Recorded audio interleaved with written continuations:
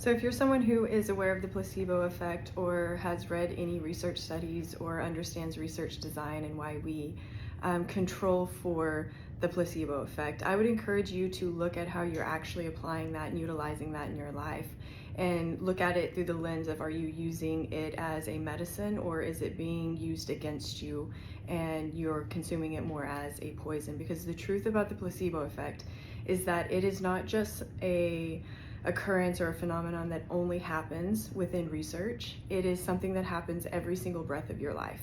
And if you're not using it to your advantage, because of the world that we're in and the amount of information that's given and how it's given and the motive behind the giving of it, it is probably being used against you. And so this is happening every single breath of your life. And if you're not in active control, active participation within your reality, it's most likely going against you, especially if you're somebody who knows a lot, who's read a lot, who's afraid of a lot, or who happens to watch even just regular television on a daily basis, especially if it's something like the news. So this is a very important thing to consider. It's not a small thing.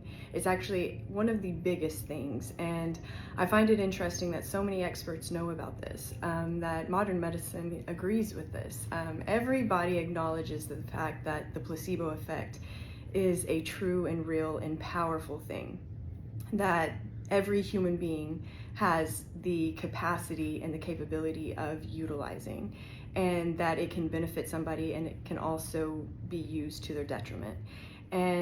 But none of us are using this in a very practical way of saying that you have access to this every single breath of your life, and to really be aware of what it is that you think and how you believe.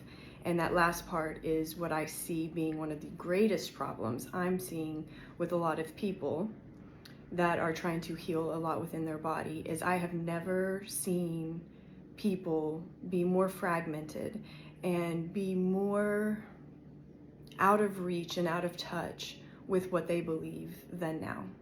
And part of this is due to information overload. Part of this is due to our addiction to distracting away from reality through learning, because it's a very virtuous way to distract ourselves away from what we're experiencing. And then just the different things like this platform and how it is part of the addiction that's woven into even the success of an app like this one. And so if you are on here and if you've listened this far, I would say go and spend some time really getting to know what you believe in, and really looking at the actual beliefs, not just the thoughts that you want to believe in, because it's the beliefs that alter. And everyone wants to talk about this like this, it's this beautiful thing.